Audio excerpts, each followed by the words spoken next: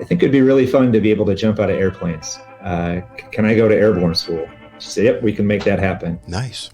And then I said, well, when I bartend at night, there are these old Vietnam vets that sit at the end of my bar at the Drive-In, which isn't there anymore, but it's an amazing country bar in south side of Madison from back in the day.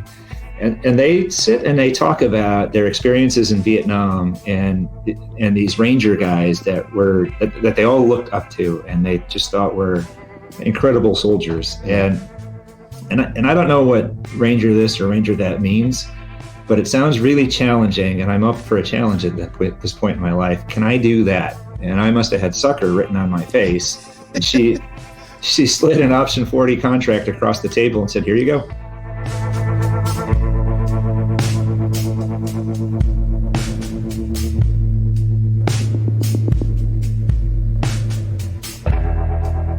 All right, everybody. Hey, welcome back to another episode here on Heart of a Volunteer Veterans Podcast. I'm your host, Chris, and our veteran co-host is an Army veteran, an Airborne Ranger, the past president of the U.S. Army Ranger Association, a strong veteran advocate and partner at West and Dunn Law, and a dedicated husband and father.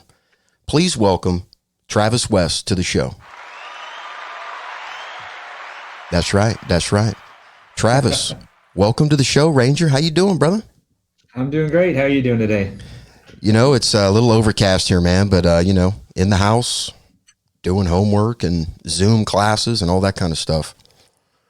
Yeah, I was reading a stat today. In the first quarter of this year, Zoom has picked up more subscribers than it did all of 2019 combined. I mean, their profit line's got to be going through the roof with all the COVID-19 stuff going around. You know that, and I bet they've got a lot of people running around trying to get some bandwidth. You know what I'm saying? It's because they're using it up. Yeah, definitely. You know, I heard something, man, about like YouTube and Netflix. They were gonna throttle down certain countries. So I don't know. Yeah. That wouldn't surprise me. My wife works in the video game space, and her company is another one that's doing really well right now because, again, everybody's at home playing video games. Not that they're not doing work also, but when you got downtime and you can't go to a restaurant, you can't go to a bar, you can't go to all the normal things you did outside of the house. People are playing video games. Yeah. So, well, you know what, crazy Travis? time. Hey, I don't know about you, man, but I've got a PS4, right? Yep. And, I play some games on there. I play the puzzle games like Portal and all the other ones. I mean, there's a group, my grandpa doesn't play video games, but I think everybody else kind of does. There's a place for them if they have a console. There's a game out there for them that can help kind of relax them and take up a little bit of time. So it's probably going pretty good.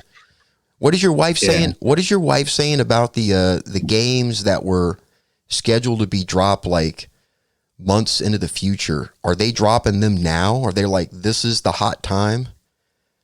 I haven't spoken to her about that, but I bet it's a bit of a mix because the two big players, Microsoft with the Xbox and Sony with the PlayStation, are both getting ready to drop their new consoles at the end of this year in the holiday season. So that's 6 months away at this point. Yeah, 7 months away.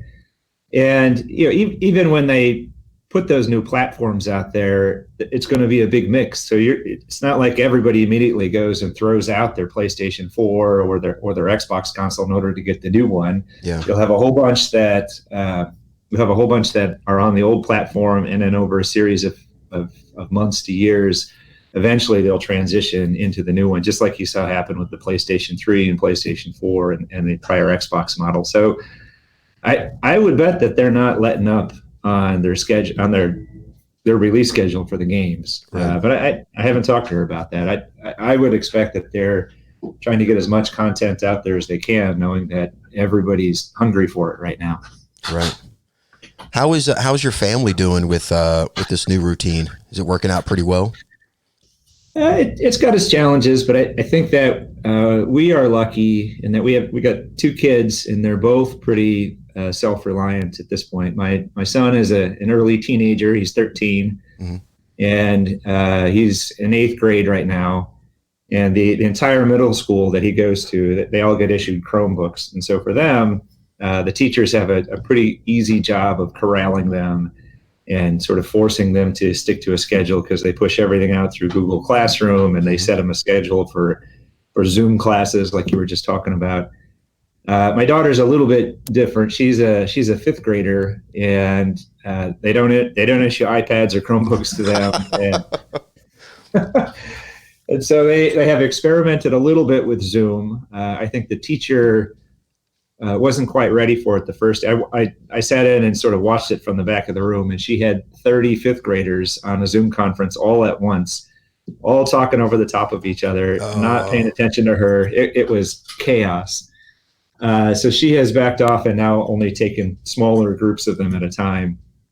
And some of the teachers they're not used to the technology. It's a small Catholic school in southern Wisconsin, and so the grade school teachers, when they thought this was going to be just a 2-week shutdown, they created a packet of Xerox papers that the parents had to come in and pick up from a line in the front of the school.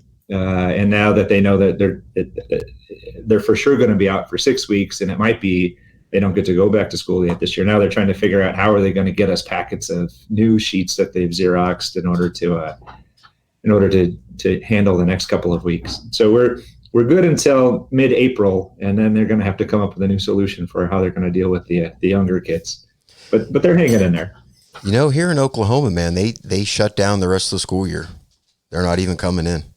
They've announced it already? Yeah, they did, like right after spring break started. They're like, you know, the college was kind of not really dragging their feet. They were just kind of feeling it out. And then they were like, you know, hey, we're not going to be coming back to class. Everything's going to be online. And then, you know, same way with the schools around here. They're doing some of the Zoom classes, but some of the information I've got, like some of the classes, they're just done. Yeah. Some of them just don't translate well over, and they're just kind of letting them go. Some of the testing, like the testing's not happening.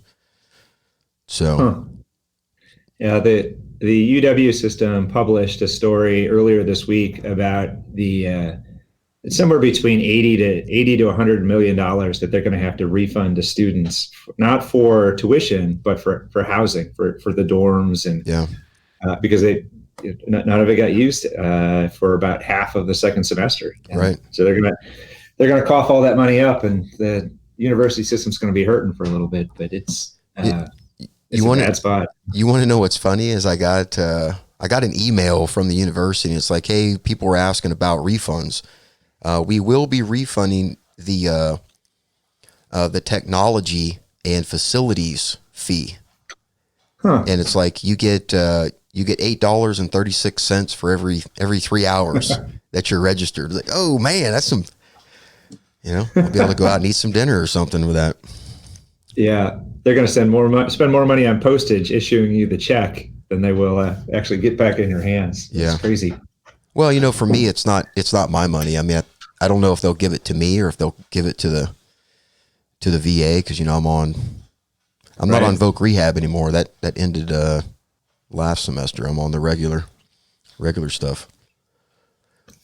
Well, hey man, what kind of adjustments are you doing there at Weston Law? Because you're a partner there, Weston and Dunn Law. What kind of adjustments through all this have you guys been doing? So we are actually set up pretty well.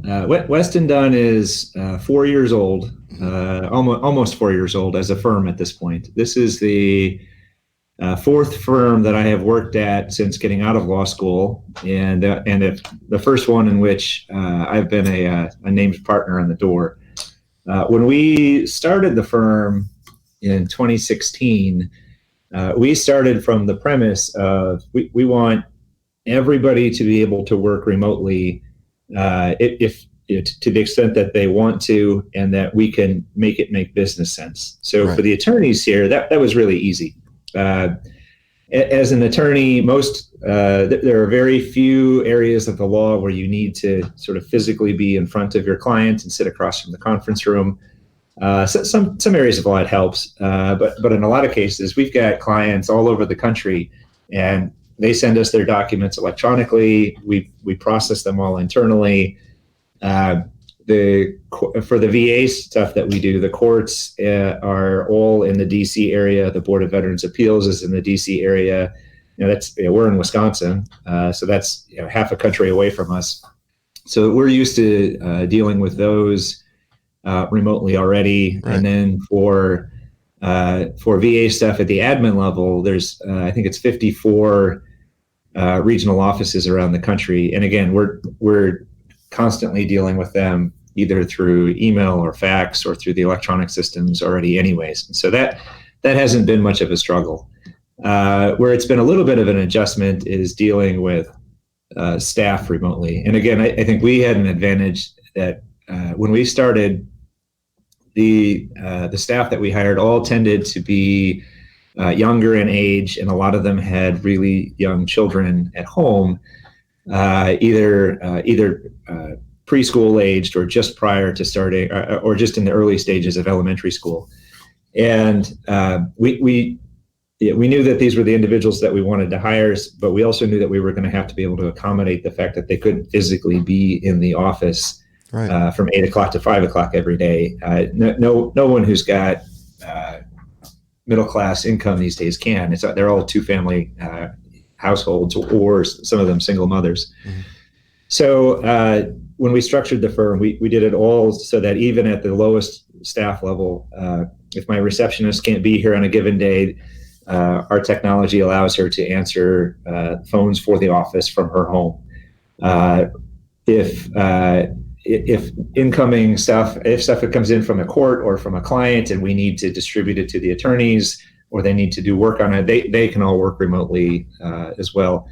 That's a little bit different than some of the other firms that we've been talking to, who, for the most part, are able to let their attorneys work remotely, but really struggle to try to figure out, oh my God, how am I going to get my staff up and running? Because most of them, especially firms that have been around a really long time, they're used to secretaries, legal assistants, paralegals. They all come in at 8 or 9 in the morning, and they stay till 5 or 6 at night, and they're physically present in the office all day, every day. And very, very few of those firms had invested in the infrastructure to allow those types of employees to work remotely, at least until about a month ago. And now most of them have. Travis, do you think that your military experience and your time there in 3rd Ranger Battalion helped you and Shauna put together this modular feel of your firm? Do you think that planning and that being a part of that system kind of helped you to see how it could be more mobile? Yeah, I think that definitely plays a role. I've had the advantage of being part of a couple of other firms since I got out of law school, and the very first firm that I went to work for is currently, through a series of mergers now, is not just the biggest firm in Wisconsin, but one of the biggest firms in the entire Midwest, if not the country. So it was a old school blue chip way of thinking about things, very rigid in their structures. It was very interesting to watch this constant tension between older partners in the firm who knew that they needed to innovate in order to continue to stay at the leading edge of the industry, but being uncomfortable about it. Right. And younger partners and sometimes associates who wanted to adopt innovation sometimes before it was really ready to be used in the legal world. So if I go back to like 2006, 2007 timeframe, back then the fight was about, we're all on BlackBerries, but everybody wants the iPhone. Right. And so we had this huge firm with a full technology department in-house that was scared to death about letting everybody jump onto the iPhone, because the BlackBerry system was built for business. It had all sorts of security protocols that were put in place, and the iPhone was the Wild West, and nobody knew whether it was going to be secure or not, or whether information on it was private or not. at least of all the attorneys who just saw it as a cool toy, right, and a neater way to be able to work with their their clients and their staff. And so the firms really struggled, not just the firm I work for, but a lot of firms struggled with how do we deal with the innovation component of it. And going back to your original question, I mean, that's an issue that we dealt with all the time at 3rd Batt. We were the force mod for the Army. I mean, the Army wanted to test something out. They bought a whole bunch of it and they shipped it down to Fort Benning or up to Fort Lewis or over to Hunter. And they said, "Hey, you guys go play with this stuff and tell us how it works. Try to break it." Right. Yeah. Go break this. So we've been pretty fortunate. I have that perspective to rely on. I have a wife who works in Silicon Valley, and so I get to bounce ideas off of her. And it really is just a question of what resources are available to you, and not having a healthy skepticism of whatever systems and technology are available, but not being afraid to go and test it and play with it. And we've been pretty successful in being able to do that. So Travis, what? Let's talk about your time there at Fort Benning. You want to talk about the beginning there and how things kind of progressed and. Sure. Yeah. So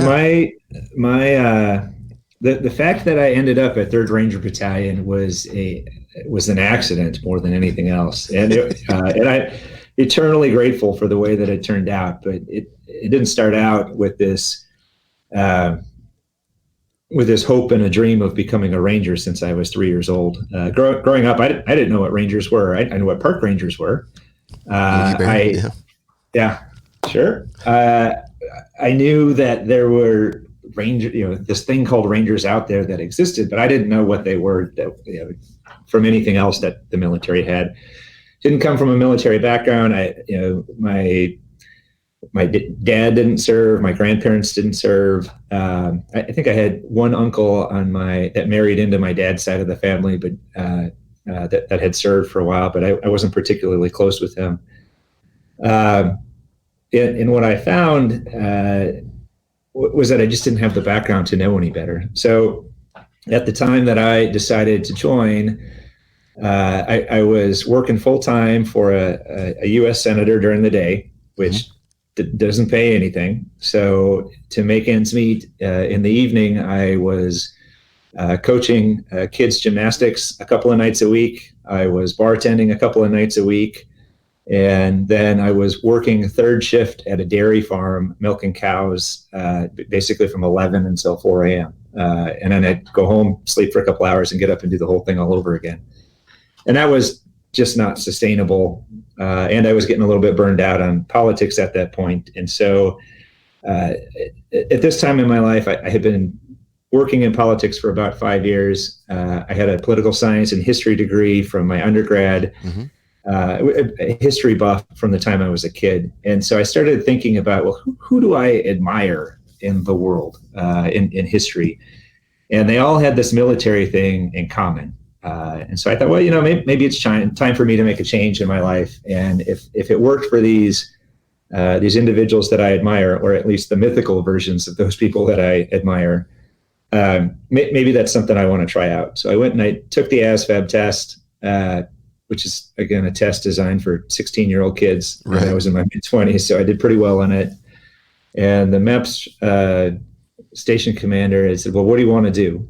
You have all the doors open to you. Just let us know. And what I told her was, I think it'd be really fun to be able to jump out of airplanes. Can I go to airborne school? She said, yep, we can make that happen. Nice.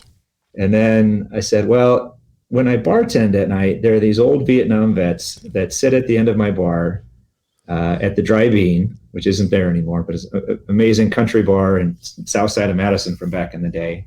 And they sit and they talk about their experiences in Vietnam and these Ranger guys that they all looked up to and they just thought were incredible soldiers. And I don't know what Ranger this or Ranger that means, but it sounds really challenging, and I'm up for a challenge at this point in my life. Can I do that? And I must have had sucker written on my face. And she she slid an option 40 contract across the table and said, "Here you go, sign it, and you get to jump out airplanes and go to the Rangers."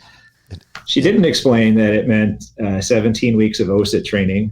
She didn't explain that it meant that there's a 3-step process that you got to graduate from infantry school first, and if you don't get to go to the Rangers. Then you got to graduate from airborne school, and if you don't, you're out. And then you got to go to what's now called RASP. Back then it was called RIP.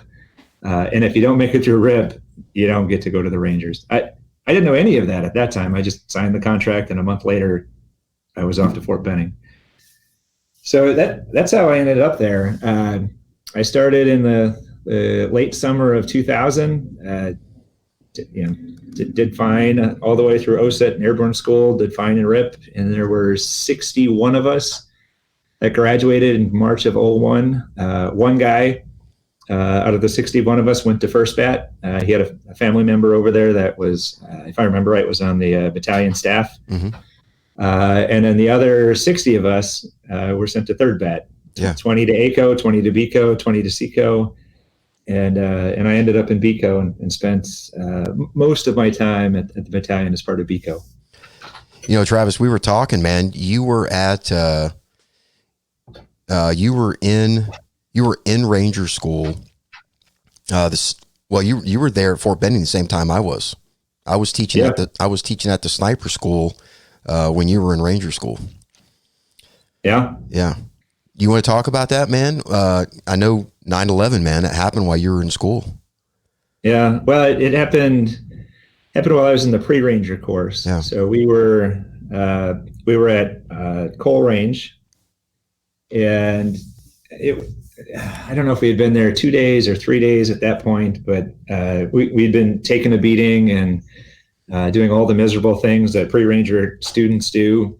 And we had sort of gotten into the routine where we knew that we were going to get woke up at the crack of dawn, and then there'd be some remedial training of whatever we screwed up, and you always screw something up. Right. But I spent a lot of time in the dirt, a lot of time running to the wood line. Then they'd take a break to serve you breakfast. And then about, 15, 20 minutes later, they'd finish their breakfast and the talk, and then they'd come out and start messing with us again. And on this particular morning, the day started out as normal. They got us up early. There was lots of Ranger games. Yeah. There were lots of Ranger games going on. Breakfast showed up, and suddenly we looked up and we noticed, it's been 15, 20, 30 minutes, and nobody's coming out of the talk. Well, where are they? Why aren't they messing with us? Yeah. And the next thing I know, they're rolling a TV out of the talk on a cart, and some kids feeding a extension cord behind it, and they're showing us the towers going down. And then we knew it was real. We were like, holy crap! This is not a normal day that we're waking up to. Yeah. Now, so did that change, man? Did that change the whole feel? Your whole time now, did it feel? Can you talk about that, man? Like the change that you kind of felt? It did. I think that when I first got there in March, we hadn't been to war in forever. I mean, the last official war goes back decades. But even if you look at armed conflicts, the Ranger involvement in Bosnia, super limited. The Ranger involvement in the first Gulf War, very limited.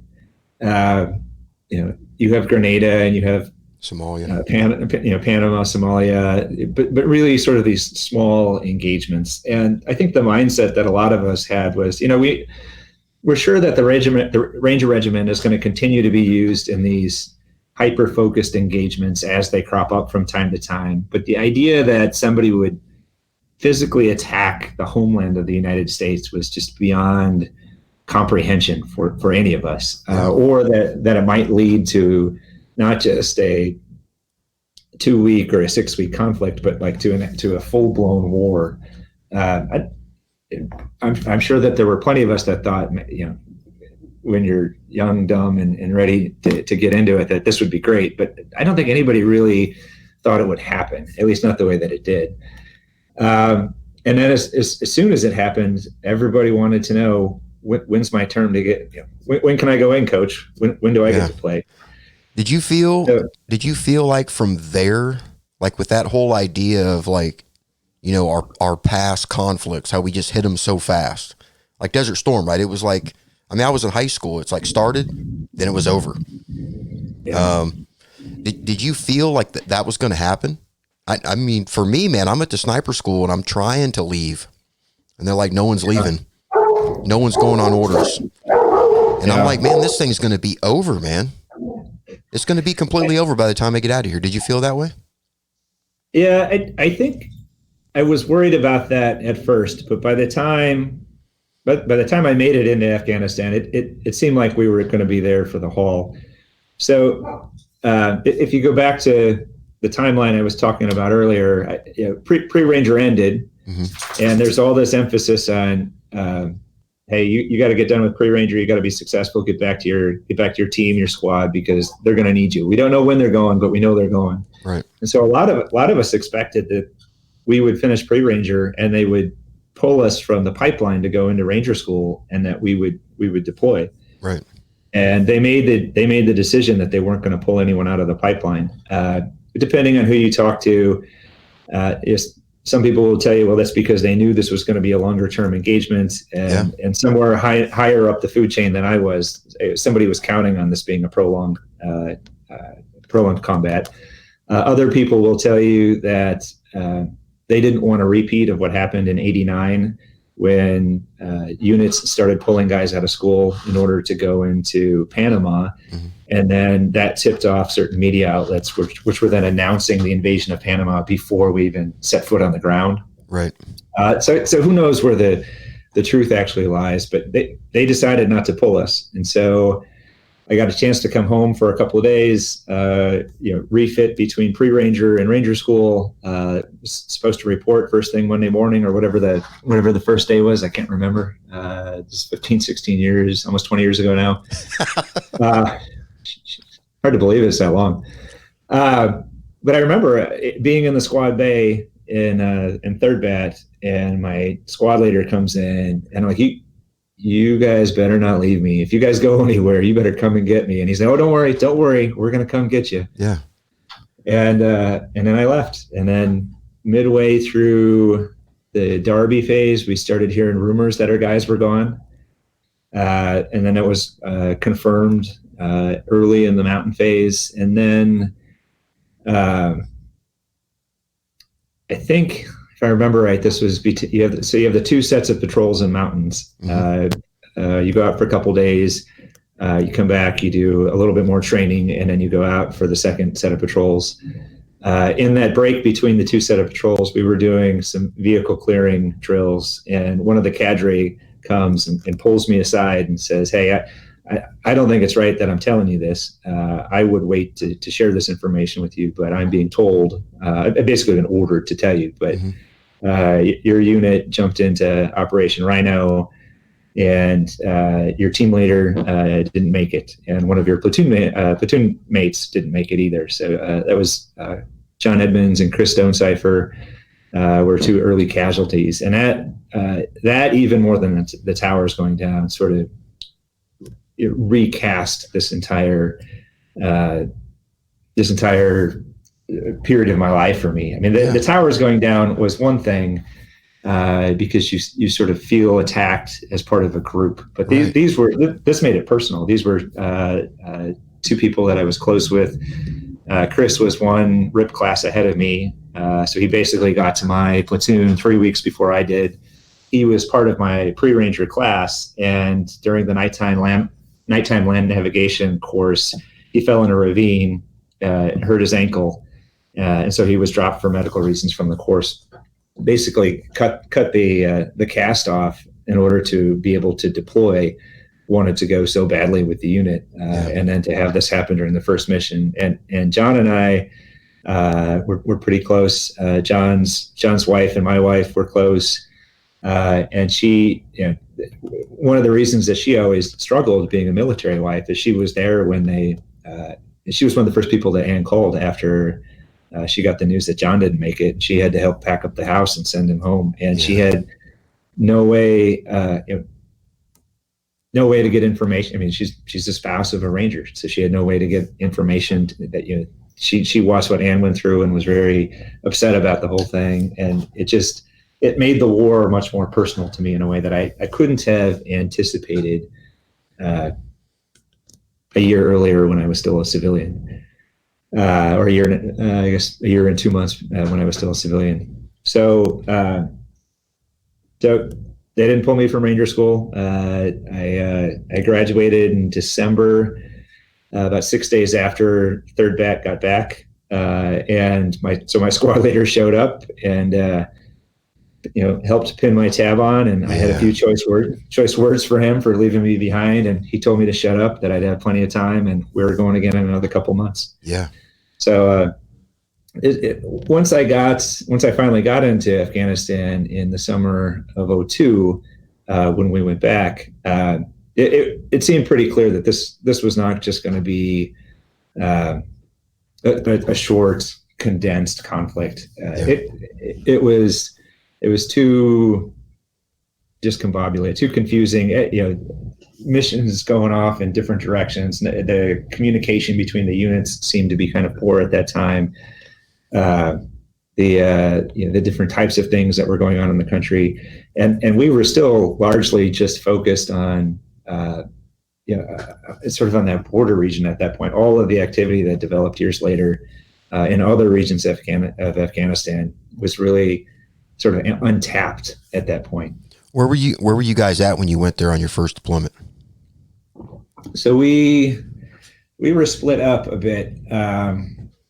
We had one unit in for BICO. We had one platoon in Bagram, one in Kandahar, and then one out in Shkin. Mm-hmm. And then every 4 to 6 weeks, whatever it was, we'd rotate between the three locations. And then I can't remember what the reason for it was, but so we started out in Bagram. We spent 4 to 6 weeks there. Then we went out to Shkin and we did the same thing out there. And then we were supposed to go to Kandahar, but they decided to send us back to Bagram instead. And they put I think they left in place the platoon that was already in Kandahar, rather than moving them around. Were you guys doing a lot of air assault and out of Bagram? Just like. So we did the first 3 or 4 weeks. We didn't do much of anything. It was a lot of. I mean, we basically did a wing biolat just like we would have back. We practiced fast roping. We would do a lot of room clearing drills, but we didn't spend a lot of time leaving the wire for the first couple of weeks. We spent a lot of time on CSAR and QRF responsibility. Mm-hmm. At that time. I think they were still trying to figure out how to use this at that point. Right. It was a little bit different when we went out to Shkin. In Shkin, it was 2-3 patrols a day, different times, but it was much more of classic old-fashioned rangering, where they'd drive us to a point and we do a dismounted patrol. Yeah. For whatever distance that they wanted, or we would patrol into a location where we thought there were rat lines coming over the border, and we'd set up an LPOP for either for 24 hours or for 2 days, and then we'd walk it back in, or walk to a point where we could get picked up by vehicles. Trying to remember, I think I had been promoted to sergeant by that point.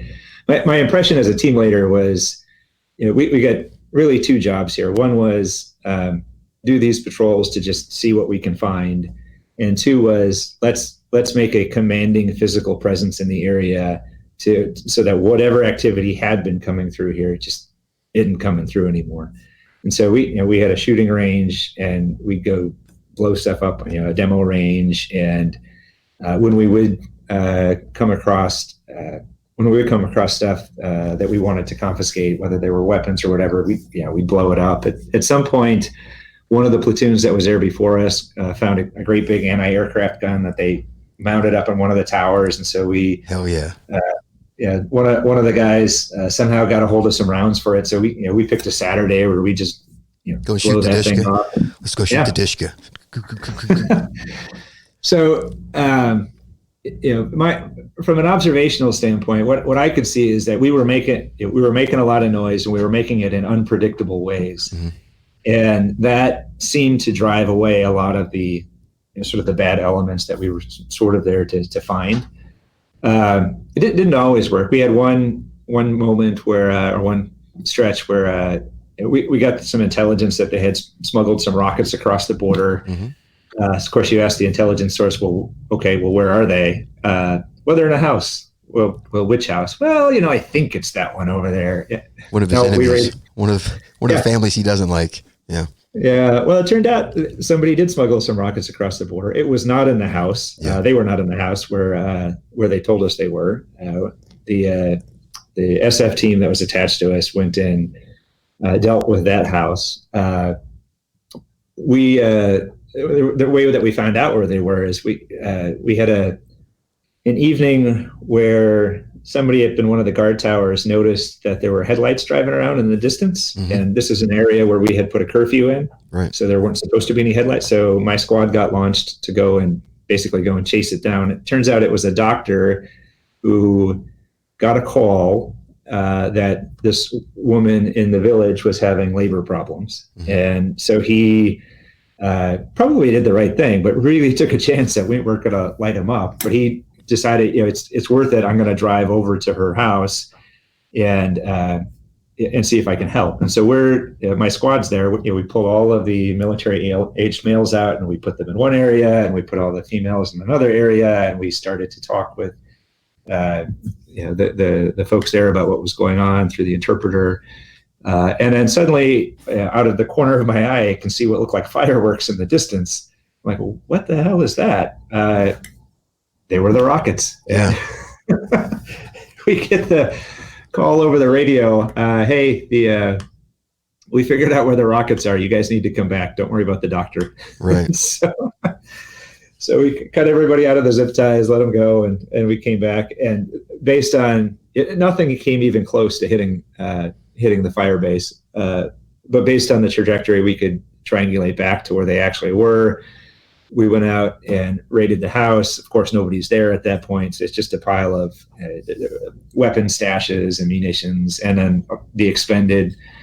I don't remember what the total number was, but if let's say there were 5 rockets, 4 of them were expended, and there was one that malfunctioned that was still sitting there. So we piled it all up in the middle of the courtyard, put charges on it, and blew it all to sky high. Oh yeah. And that was just another thing that it was a lot of noise that was sort of scary to the local population, and really just sort of kept things quiet for about another 2 weeks. People just stayed away. Travis, what I noticed, I was just an infantryman, just on the line, platoon sergeant, squad leader, first sergeant. Every time, we would go out there and we'd hit it hard at, the companies.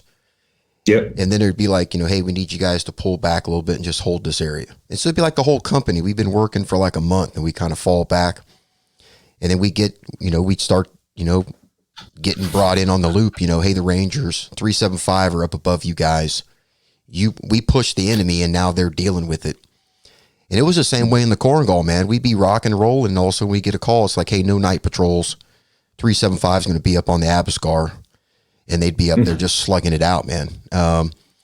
Yeah. That, a definite compliment to, to the infantry mission. And then once again, a compliment to the SF mission, working both ways.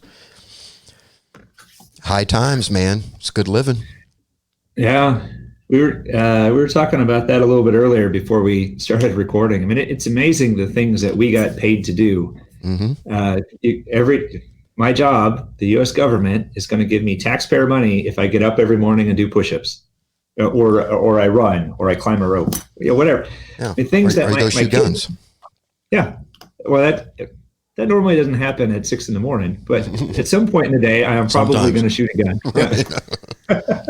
And that's my job. That's what I'm going to get paid for. Those are things that now, as somebody in my mid-40s, I look back and I say, man, I did not appreciate the fact that I got paid to do the things that my kids love to do. be outside, exercise, get dirty, shoot guns, hang with your buddies. Yeah.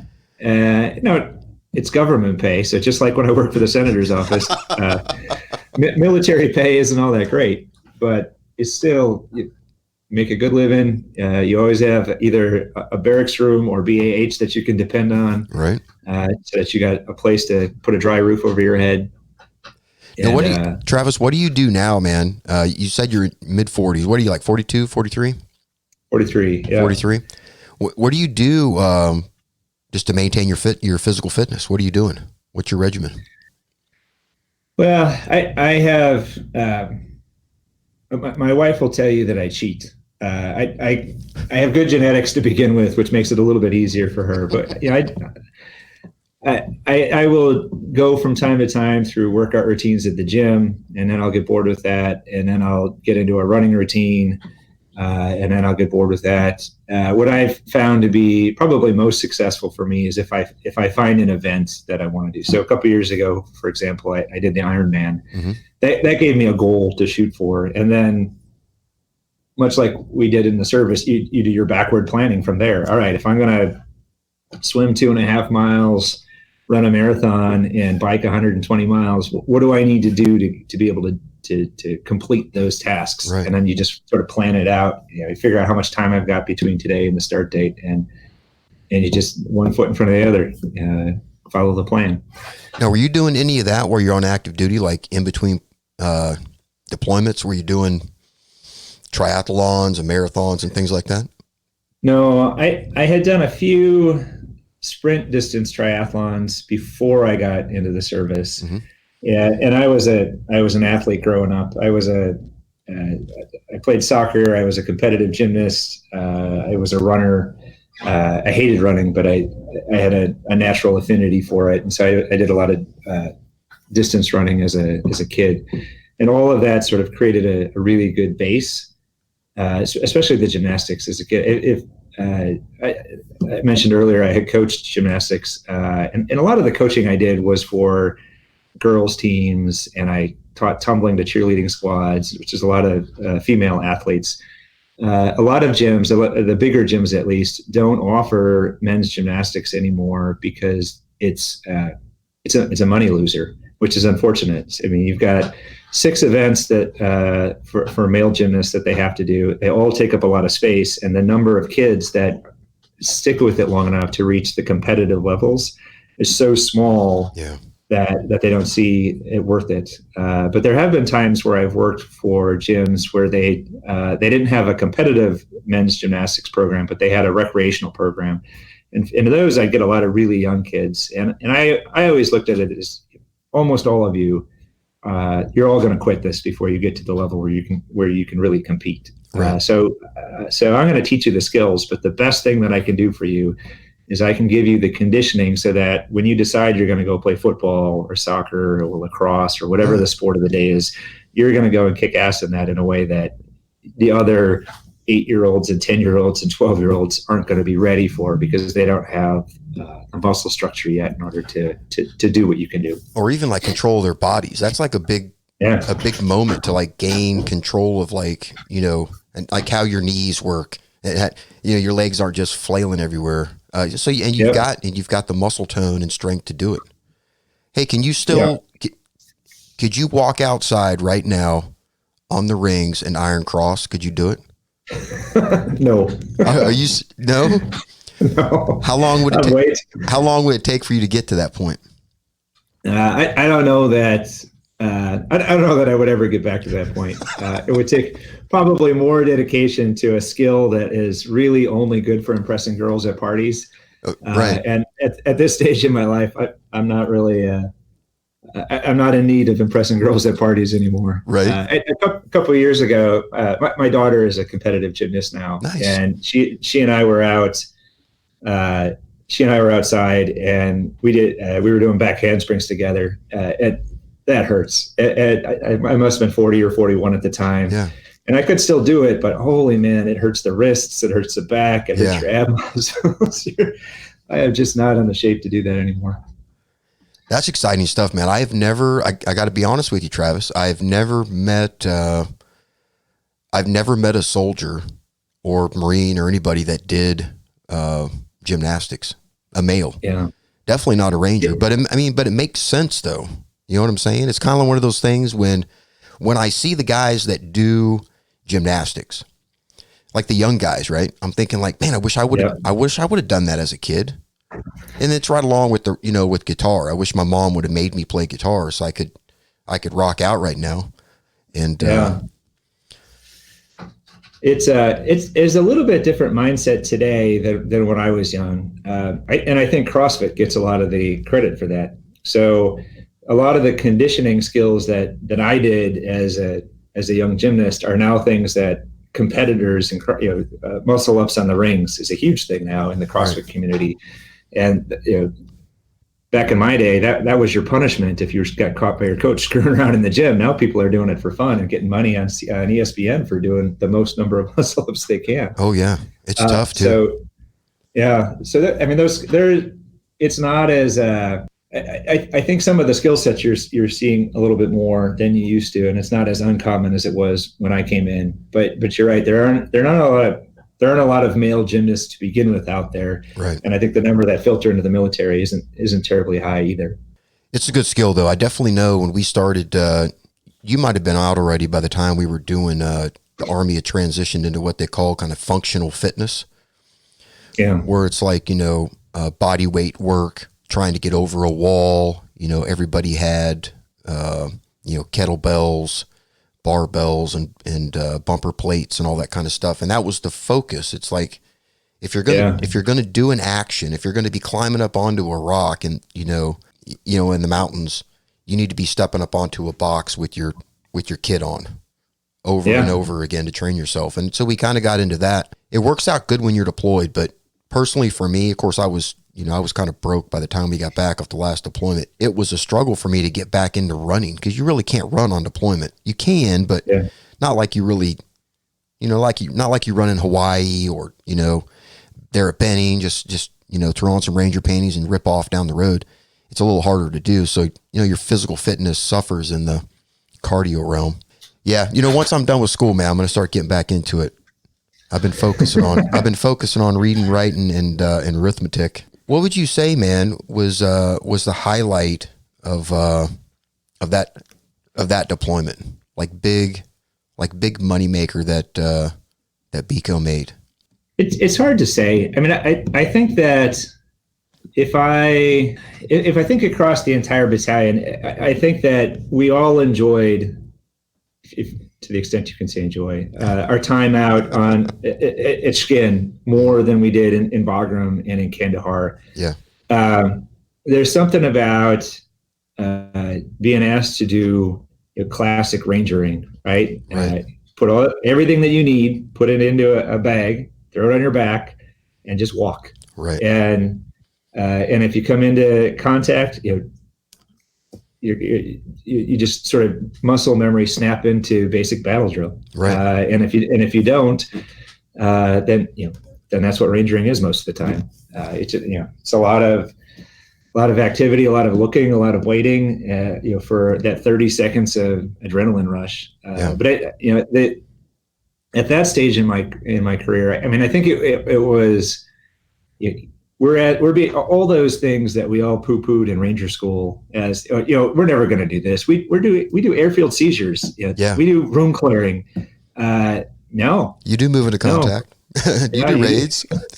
you do ambushes. Yeah. You get ambushed. And not always from a helicopter, right? There isn't always going to be somebody who's going to fly you to the X that you're going to fasten up down on top of, like you're doing in rotary pilots all the time. The idea that, hey, sometimes it's not about going out and moving to contact. Sometimes it's about, we want to set up an LPOP so that we can try to figure out what's going on. Oh, wait, Rangers do that? I mean, that was, I think, for that time, an invaluable reinforcement to the entire company about Rangers can do what Rangers do. We can do all the other stuff too. I mean, we can still take down an airfield, no problem. But the fact that we can actually take a team or a squad, and that was major for me too at that time. Up until that deployment, and that section of that deployment, everything Rangers did was by, at least in Pico, it was all by platoon or bigger. Mm-hmm. So the idea that, my team gets tasked out with where we get sent out to do something independently, or my squad gets, here you're taking, what was I at the time, 26, 27? Mm-hmm. Here, you take these 3 guys, you go do this thing. Don't let any of them die. And don't let them even lose something as small as a AA battery, right, or we're going to penalize you for that. So, for somebody who had just graduated Ranger School 6 months earlier, and prior to that point, I missed the first deployment into Afghanistan, mm-hmm. to be basically thrust out into the real world and to be asked to be a soldier, a Ranger, for reals, not just for reals. What we did. Yeah. Not just what we did with GI Joes, as a kid. I think that was an invaluable experience. And at that point, this is all before General McChrystal and Sergeant Major Hall came in and revamped what the Rangers were doing in that 06 timeframe. This was back when we were like everybody else. We were fighting to get into the fight. It was, hey, has anybody heard about a mission? Can we go do it? Can we tag along? Can we get a piece of this? And everybody was trying to figure out what their role in the Afghanistan conflict was going to be. And for this, 4 to 6 week period, we got to do something that was, felt a little bit more legitimate than being on QRF in Bagram, or sitting on a tarmac with the CSAR crew waiting for somebody else to crash so we can go rescue them. Those are never fun times. It's, don't get me wrong. It is nice to be able to give your guys that a little bit of time. It's like, hey, we may get called up on a mission that's going to be like last second. You may have like a piece of chicken halfway down your throat eating chow, and it's go time. And you may have missed a phone call with your wife you were supposed to have, and at 6:00 that evening. But other than that, you're going to have time to do your thing, and it's almost kind of like a time to kind of shed a little bit of stress. Yeah. Of a different variety. So it's always good to have those rotations, but it gets boring. Yeah. It gets boring, man. It's like, it was funny because like there's no bush out there at all. And you'd have like, man, I want to get back out in the bush. It's like, man, you're on OP for the next month. Just stay up there. Don't worry about it. Yeah. Watching the same 8 DVDs over and over again. Early on, yeah. You thank the guy that like loved movies and brought like his little case full of his favorites that became everyone else's favorites until Haji figured it out. My Saw gunner brought his PlayStation 2 with him, and it was toast by the end of the deployment. There was so much dust and crap in it that the laser in there was never going to read a disc ever again. but it managed to make it through most of the deployment, and I have never played so much Grand Theft Auto in my entire life. It got to the point where you were tired of the missions. It was like, let's see if we can cause enough mayhem that they send the National Guard out for us. Oh, right. They sent the National Guard out. Let's see if we can figure out how to steal the tank. Right.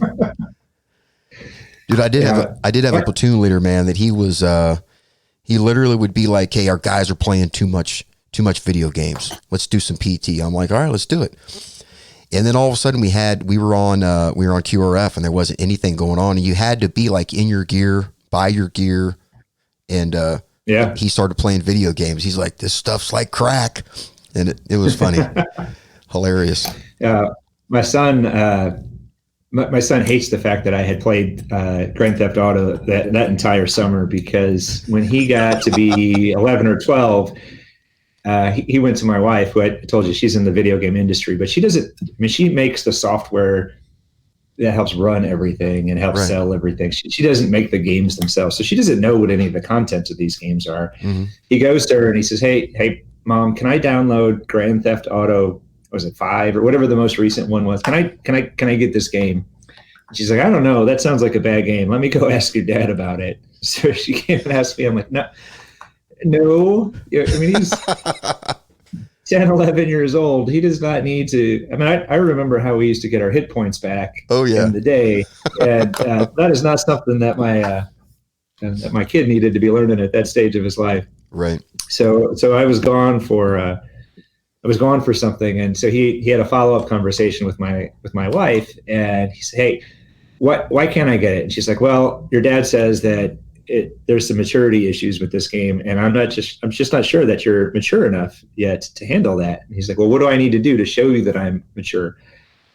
And my wife should have just let it go there. She didn't. She's like, well, if you can cook dinner for the family for a year, that will show me that you're mature, and I'll let you get the game. Uh-oh. And he did it for 1 year. Unless we were traveling or doing something else. Mm-hmm. Every night he would come home and he would cook dinner for the family, which was great from a learning life skills standpoint. Right. Not so great from the standpoint that then, but at the end of the year, I had to give him Grand Theft Auto 5 because we can't take him up on that as parents. What kind of lesson would we be teaching him if we took him up on that as parents? Let him cook for us for an entire year. Did you and your wife think like, man, he just did this for a year and you're getting ready to like buy the game. Did anybody say, let's get him a dirt bike instead? Did you think about that? Like, let's get him a dirt bike instead of the video game. Was there like a toss up? Maybe we could trade. Did you think? In retrospect, maybe we should have had that discussion. Hey son, would you rather have a dirt bike or Grand Theft Auto? It's like, we did have the discussion with him that look, I've never played it, so I only know what the ratings said online, and I don't know if the bad things that were in Grand Theft Auto 2 or 1 or whatever I was playing are the same as what they are now. So what I talked to him about is like, look, if we'll get this thing for you, but if you want to be able to keep it, you can't go to school and run your mouth about anything that you see in this game. Right. You might have showed us that you're mature enough to deal with it, but your buddies, I know some of them are not. And right. So my kids will both tell you that Dad has one rule. I have one rule. I never want to get a phone call from another parent or a teacher about anything that you have done. Right. If you can keep that one rule in mind, that Dad better not ever hear from another parent or a teacher, at least about something bad. Mm-hmm. They call me, if they call me and tell you did something amazing, I'm not worried about that.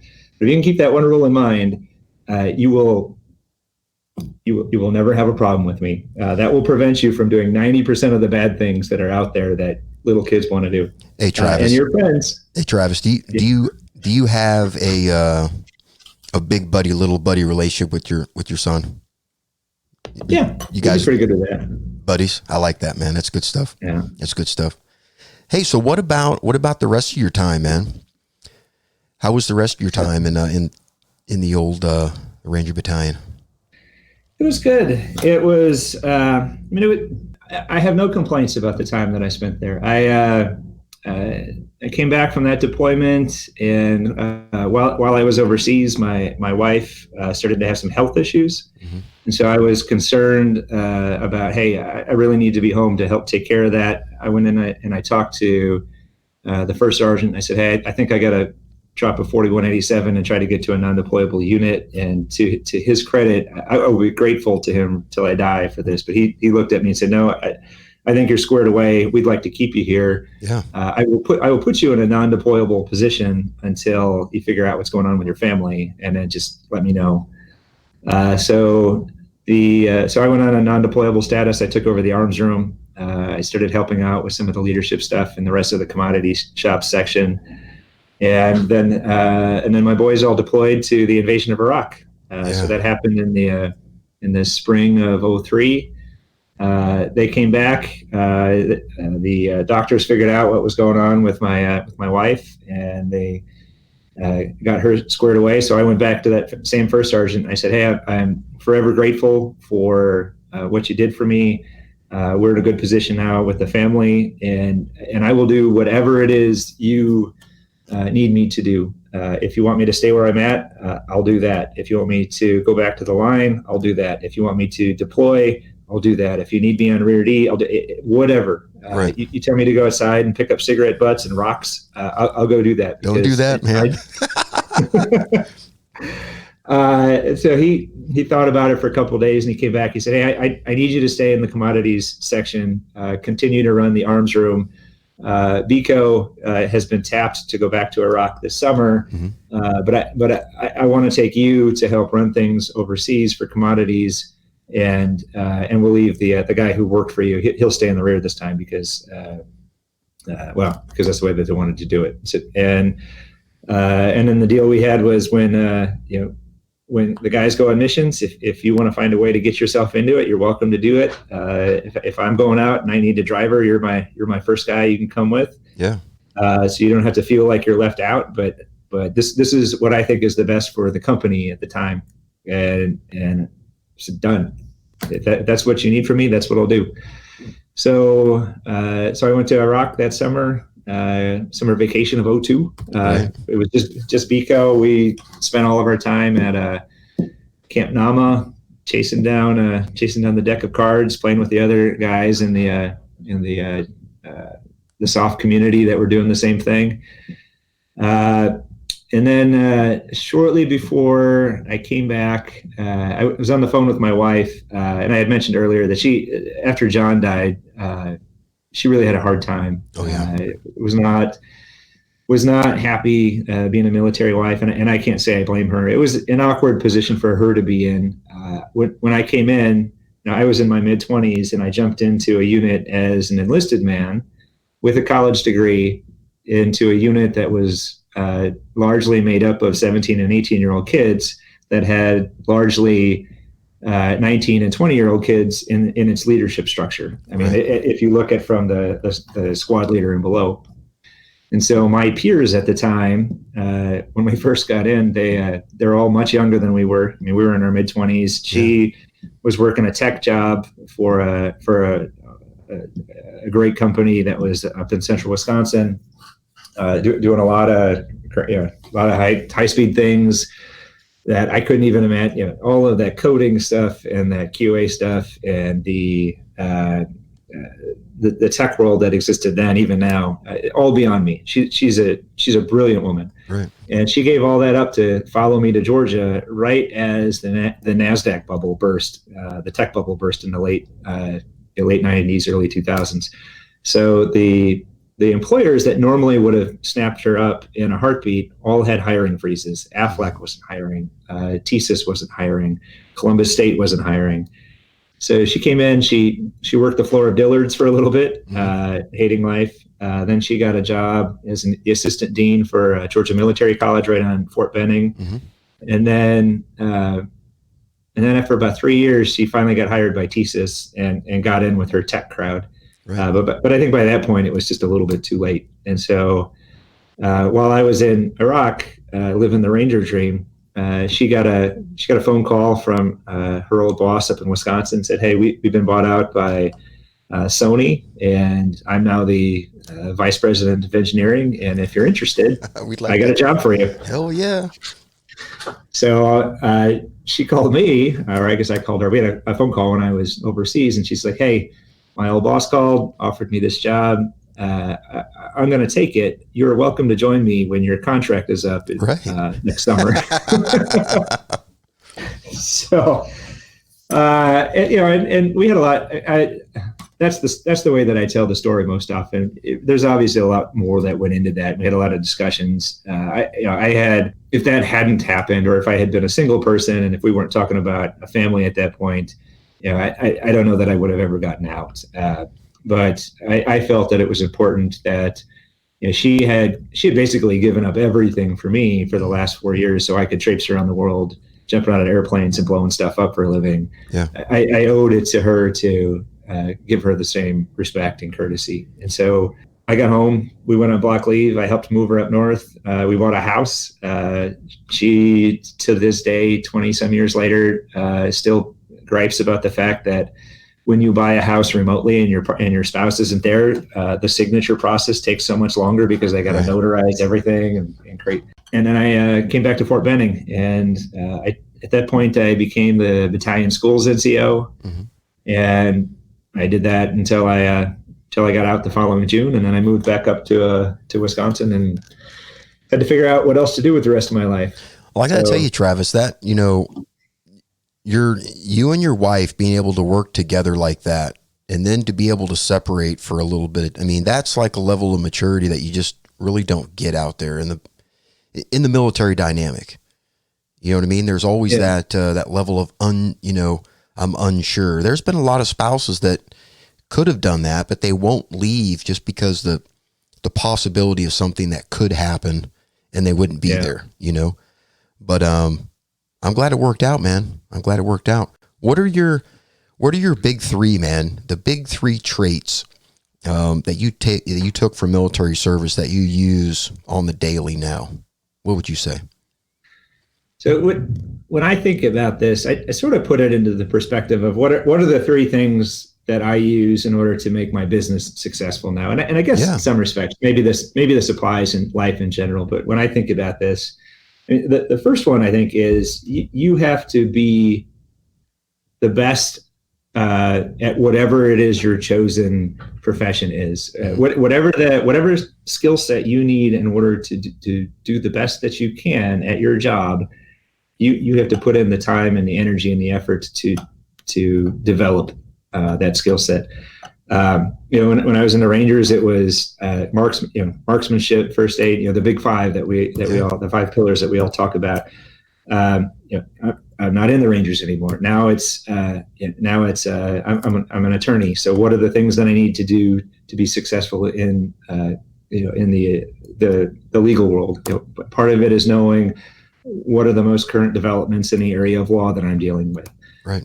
Part of it is I need to, this is a big one that I see constantly now that I'm hiring other attorneys, writing.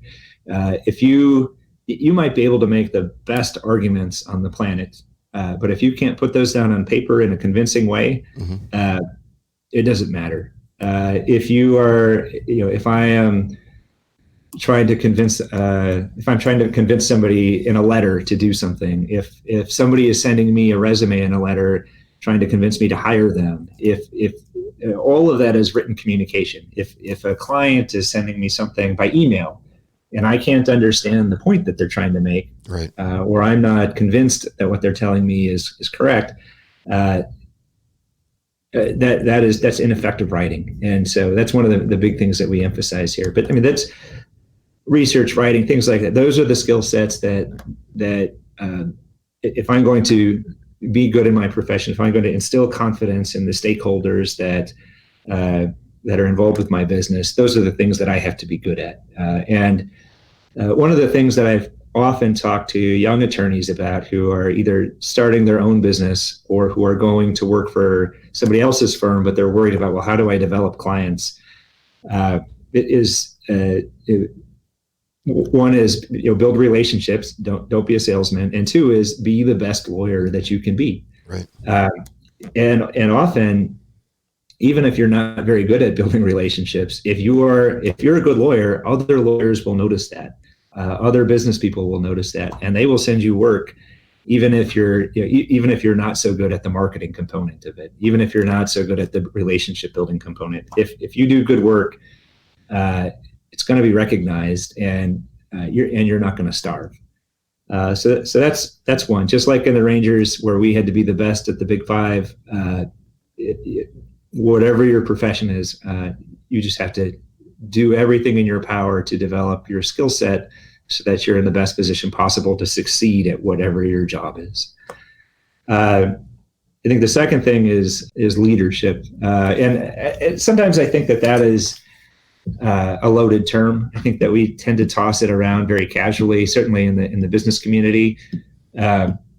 And I think that a lot of people don't really understand what real leadership is. And this is something that I talk to my son about a lot. He's at a stage in his life where he's going to be getting into high school next year. He has started to sort of think about, well, what do I want to do when I'm done? Mm-hmm. And he's come to me a couple of times and said, hey, maybe I kind of want to do some of that Army stuff that you did. Now, I don't know if that means a Ranger thing. I don't know if that means, I'm sure that is his mother would prefer that he does some sort of intel thing or computer thing. But, he's asked questions about Ranger School, and he's asked questions about what my experience was like in the Rangers. And we had a discussion a couple of weeks ago about Ranger School in particular. And I talked to him about how you get graded in Ranger School, and trying to put these, trying to describe it in the way that a 13-year-old can understand. I was like, well, imagine that it's you and 10 of your buddies, and somebody comes in and gives you a task to do. But before they give you the task, for 2 days before that, they didn't let you sleep and they didn't give you any food. So you are as tired and as hungry as you could possibly be. And all of your buddies are tired and as hungry as they could possibly be. So someone comes in a room and says, Alex is my son. I need you to get, I need you to take this box that is filled with 50 pounds of sand, and I need you to use these 10 other people to move it 5 miles away from here. And that's it. Easy mission if you're well rested and if you're full, but you have 10 hungry, tired people that are grouchy and don't want to do what you need them to do. That are individuals now. They're all individuals. They're all individuals now. Yeah. What you get graded on in Ranger School isn't whether you accomplish the task. Not whether, because he's a big, strong kid. He could probably pick up a 50-pound box of sand, and over the course of a long enough period of time, he could move it 5 miles. That's not what you're getting graded on. You get graded on how well can you convince 10 other people who are just as tired and hungry as you are to do the thing that they don't want to do. That's it. That's all there is to it. Can you get a bunch of other people around you who are all motivated by different things and all probably grouchy or upset about different things to do the thing that they don't want to do when they need to do it? Have you taken them there to 4th RTB and let him watch like the worm pit, the obstacle course? What about Best Ranger? You taken to a Best Ranger competition? He hasn't been to a Best Ranger yet. Dude, that's going to blow his mind, bro. That's going to blow his mind. That's been a little bit challenging because they always do Best Ranger in April, and he's still in school at that time. Oh no, you got to pull him out of there, man. So he has been spoiled though. So I've been involved with the leadership of the U.S. Army Ranger Association since 2011, and I was the president of the association from 2014 to 2018. And so I spent, even though I live in Wisconsin, I would be back down to Fort Benning with that organization anywhere from 6 to 8 times a year. And so during times when I could, either whether it was on a summer break or spring break, I would take him and his sister down with me. And they've had a chance to watch Rangers in action out at the Ranger School. Oh, very cool. But what they really like is going out to Downing Mile and to Peden Field on post, and they like to go and run all the obstacles themselves. Yeah. And Alex likes it from the perspective of it's just cool to him. Julia likes it. She's my 10-year-old because remember I was telling you earlier that she's a competitive gymnast, and she has been for several years now.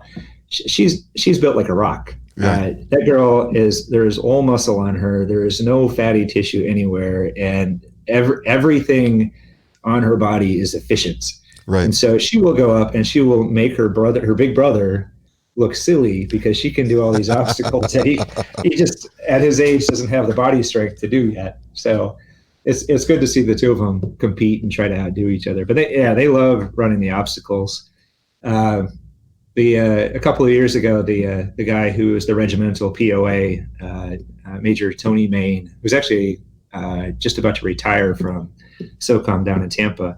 He was at the regiment at that time, and he came out and he ran the obstacles with them. And so they really liked a chance to get out there. And he even though he was a contemporary of mine when I was in, he stayed in for the duration. And so they viewed him as a real Ranger, and I was just the old man that was watching things. Oh, no. So Tony went out and did some of the obstacles with them, and I just kind of, no, put your foot there. No, grab that other thing. I was coaching. Well, hey, Travis, you talking about becoming a lawyer. We talked about, Weston Dunn, you and Shauna, right? Shauna Dunn, that's right. your partner. Yep. You guys do like civil litigation, criminal defense, some real estate work. But the stuff you do for veterans is your Veteran Advocacy Program that you do.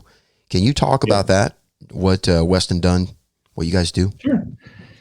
So we are set up sort of how you described. We have 2 silos within the company. We have a traditional legal services program, and then we have the Veterans Advocacy Program.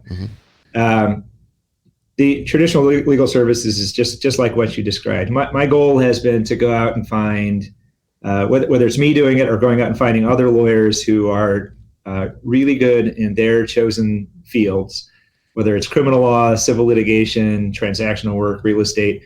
And that part of the practice runs like any other law firm. Anybody comes in, has a case. If we don't have a conflict check, if we don't have a conflict when we run the conflict check, you can hire us to write your. Well, we don't have an estate planner right now, so we can't write your will, but we can draft your deed for your property. We can help you negotiate a contract. If you're being sued or if you're suing, we can represent you in that. If you get charged with the crime, we can do that. But if you have a DD 214, or if you're a veteran-owned business and you come in, we have really been dedicated to doing everything that we can to help veterans and provide legal services to them in a way that other people really haven't. So we'll take our standard rates and we'll slash them by about 20% right out of the gate. Right. And if that doesn't work, there are some times when we can negotiate them further from that. But that's our standard veterans discount program on the traditional legal services side of the house. That'll get you below market rates. And I mean, the reality is if I only took cases for free, then I can't afford to keep the lights on, and I can't afford to pay staff. And so we're trying to do the best we can to find a balance to make sure that legal services that are largely outside of the reach of most vets because of the cost, that we do everything that we can to bring them down and make them affordable to vets without sacrificing any of the quality of the legal work that we provide. So that's half of the business. The other half of the business is the Veterans Advocacy component. In that piece, we have a team set up to help with veterans disability claims, VA disability claims. Mm-hmm. So there's two teams within that group. There's the team that Shauna heads up on the admin level. So those are claims where, let's say that you got out of the Army yesterday, you filed your claim and 12 with your local office there in Oklahoma. It used to be in the old days that if you filed it there, that meant all the work would be done in Oklahoma. Now, because of the national work queue, maybe you filed it in Oklahoma, but somebody up in Washington reached a decision. Whoever reaches that decision, eventually they're going to send you an email or a letter back that says, hey, Chris, your knee issue or your hearing issue or whatever issue you filed for, here's what we're going to give you. Here's your rating level. Or they're going to say, we're going to grant your knee disability, but we don't think that the hearing disability is service connected, so we're not going to give you a rating for that. Whatever that decision is that comes out of the VA, if you look at it and you say, I just don't think this is right, you have the opportunity to appeal that, and that's where we come in and we help out. The system is set up so that it's very challenging to get lawyers involved when you initially file the claim, but as soon as you get an adverse decision, you can take that to a lawyer, and then the lawyer is now in a position to help you out. So the admin side of our practice does work at the regional offices, so all 54 of them across the United States, and does work at the Board of Veterans Appeals, which is based out of DC. So if you, like I said, if you get your decision in Oklahoma, you don't like it, and you appeal up to the board, that's something that we can help you out with as well. If you exhaust everything at the administrative level and you're still not happy with your results, then you can jump into the court system, and we have another team that helps with that. That's the team that I head up, and I have one lawyer that works full-time with me in that team, a paralegal that works full-time with me in that team, and then two other lawyers that jump in to help out part-time when we need the assistance. Right. So those cases all go up to the Court of Appeals for veterans claims. We have pretty good success rate there.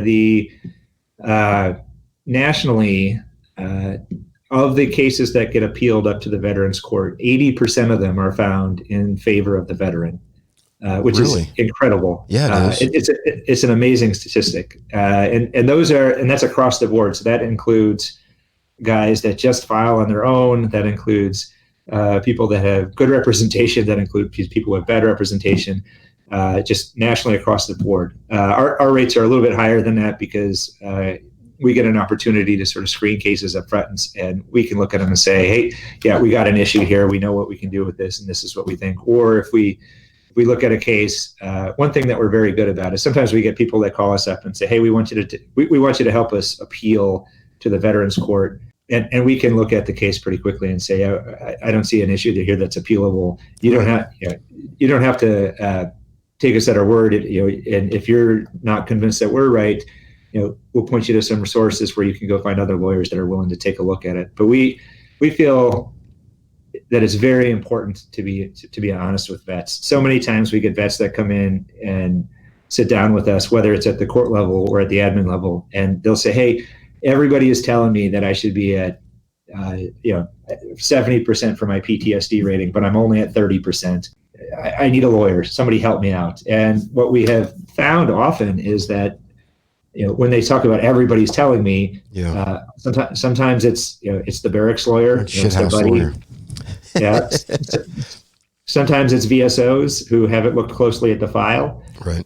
Sometimes it's other attorneys who, and you can see that this is probably something that the attorney or the VSO picked up, but they didn't want to have the uncomfortable conversation with the vet and say, hey, maybe this is possible, or maybe it isn't. Or, hey, a lot of times what we find is that there is a novel argument that we could make for you, but a novel argument is not a slam dunk. This is, we have found a way to argue that the law should be interpreted to mean X, Y, and Z, and we can put that in for you. But I can't tell you it's a slam dunk. In fact, if you're calling me as the lawyer, especially if it gets to my level at the court, nobody comes into my office if it's a slam dunk.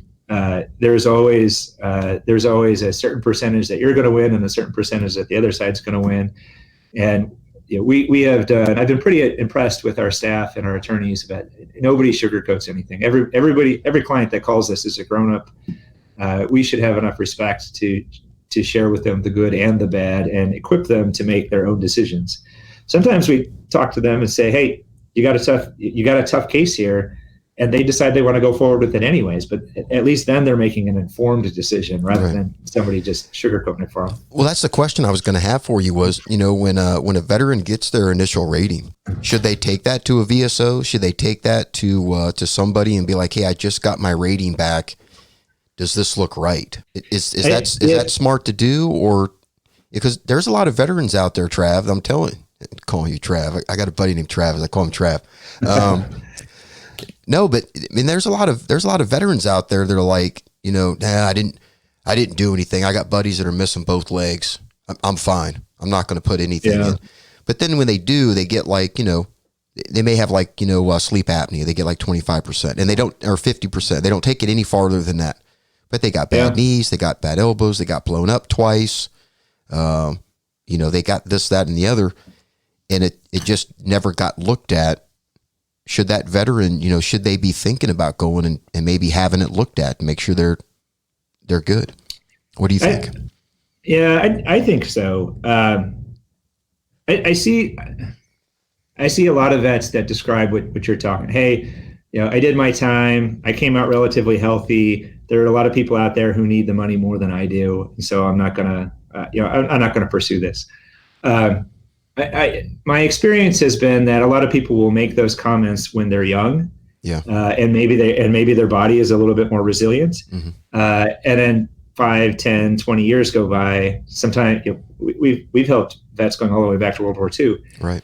So in that guy's case, it was more than 50 years. Suddenly their body just can't keep up anymore. So you don't know where your body is going to go in the long term, and sometimes you don't have the best idea as to what you qualify for, in the first place. I would much rather see a vet use the system the way that it is supposed to be used. And if he feels that he's getting too much money, great, go take that money and donate it to a veterans charity that will help out other vets. Absolutely. But when you don't use the system, when you don't, it does a lot of things that you may or may not. One, you may be doing yourself a disservice for down the road. If you reach that point 10, 15 years down the road and suddenly your body isn't able to keep up the way that it before, it's much harder for you to go back and get the disability benefits in the future. It's not that it's impossible, but it takes a lot more work, and it's much more challenging because it's more likely that records don't exist anymore. Mm-hmm. It's if you have to depend on buddy statements to fill in the gaps, people's memories aren't what they were. We lose touch with people who can help us out. If I served with somebody and that guy saw that I turned an ankle on a jump, the chances that I'm able to get a hold of that guy when I'm younger and more likely to still be in contact with him are better than if I wait for 40 years and just hope that, not only that I can get a hold of him still, but that he's still alive. I mean, sometimes we run into these guys that they can't get their buddies to help them out anymore because, the buddies didn't, the buddy isn't alive anymore. Either old age or other things happened in life. Are you seeing a trend of like better records coming your way? Obviously with the younger veterans, a little more detail, than the older veterans, to include yourself, maybe. Yeah, I mean it's mixed. There is a greater consciousness now by people who are serving today of the importance of good records and good medical records than there was when I was in, and that didn't mean that people back in my day and earlier that they were all sort of ignoring this issue. I mean, there's a guy, retired Command Sergeant Major Jeff Mellinger. He and I talked about this at one point. At some point in his career, he became fairly convinced of the importance of his medical records, and so whenever he would. This is before the days of electronic transmission of records, of course, but whenever he would PCS to a new station, they'd hand him his file and, he'd put it in his suitcase so that he could go to the next station. He didn't hand off the original medical records when he would show up at the next station. He kept those for himself. He would make photocopies and then give the Army back the photocopy. So he's got a complete set of his own. Yeah. It's harder to do nowadays than it was back then, because now everything's transmitted electronically. But I think you're supposed to get out now with your a paper version and a disc. Yeah, I never got the disc, but I've got 2 reams of paper with all my medical and dental records in it. It's like that. It's crazy. Yeah, but it's challenging because Department of Defense uses a different medical record system than the VA does, and Congress allocated a whole bunch of money a couple of years ago and mandated that the two systems get together and figure out how to work cooperatively. And they spent a lot of that money and they never figured it out. Come on. And the last I read, I haven't kept up on this recently, but the last I read about it, they had largely, I shouldn't say they stopped trying, but they have de-emphasized the importance of this compared to where it was before. But one thing that is interesting is that you do tend to see that there's a greater recognition while still in the service of some of this importance, not just by the individual soldier, but by some of the guys who are serving on the medical staffs. Right. So I talked to a lot of vets who have gotten out in just the last 5 to 10 years who, they went in and they saw the PA and the guy was like, hey, you're going to be getting out soon and you need to be squared away. And so we need to sit down and have a chat about, all of the things that you could remember that maybe you didn't tell me about or tell whoever about, depending on the unit you were in at the time, but are now important to make sure that there's a record of them in your file. And they'll sit down and they'll document it all and stick it in the file so that he's got a record getting out or she's got a record getting out. Hey, that's important, man, because if you've got a couple of sledgehammers out there, you carry the 240 for 2 deployments, they're busted up, knees, back, shoulders. Yeah. They're probably not going to report any of that while the 2 deployments are going on. They don't want to come out of the fight. They're looking to their left and their right, and they're just taking Motrin and drinking water and changing their socks. And when the show's over, man, like you said, it's like 10, 20 years later, how are you going to prove that the problem with your knees happened during service or when you were playing softball on your softball league? Yeah. In or out. And I always tell the folks, I'm like, get it squared away beforehand, get everything documented so it's a lot smoother. Yeah. It's a good point. But I think, to be fair, some folks are in a better position than others, right? So when I was at third Batt, we had our own little, every company had a gaggle of medics that was assigned just to that company. And then you had the battalion. Yeah, you had the battalion staff. And those guys, we developed close relationships with because we were working with them all day, every day. Mm-hmm. But if you're in, if you bounce between 8 different units up at the 82nd, and then you PCS to the 10th for a while, and then maybe you went to Schofield for a while, and especially when you're at the junior enlisted ranks, you might not have access to no, you don't to develop that at the same level. No, you don't. So get out of here, Sergeant. We don't get out of here. What veteran work are you doing other than just your advocacy? Are you still engaged with the Ranger Association? Are you working with any other organizations to help them out in that area? Yeah, so I'm still on the board for the Ranger Association. I think my title right now is I am the immediate past president. The current president is a guy named Tom Evans, who's out of the Los Angeles area. Mm-hmm. So I work on their executive committee and I work on their board of directors. I got to tell you, it's a challenging job when you're not the guy setting the direction anymore. Right. To sort of step back and play the supporting role. It's been really gratifying to be able to be the guy who can sit there in the meetings and say, hey, that idea that you're talking about doing, we tried that 6 years ago. Mm-hmm. Here are the 2 things about it that worked, and here's the 8 things that didn't work, and this is why we did or we did not decide to go forward with it. Oh yeah, yeah. So it's good to have that continuity. That's really what's become my role at this point, is to provide that the continuity, the glue that sort of keeps the new leadership connected to the old leadership, so that we're not reinventing the wheel all the time. During my last 2 years as the president, we spent a lot of time trying to build bridges between Ranger-oriented organizations that either hadn't existed in the past or bridges that had been burned in the past. Mm-hmm. So if you look at the national landscape, you've got a handful of major associations or alumni organizations in the Ranger community that have really sort of been at the top for a couple of decades. The U.S. Army Ranger Association, the 75th Ranger Regiment Association, for a long time, Worldwide Army Rangers was another one. I think they're still out there. There's a newer one out of Dahlonega called the Mountain Ranger Association. All of these organizations that sort of get a seat at the table for the Ranger Hall of Fame and who have been connected to the National Ranger Memorial Foundation and things like that.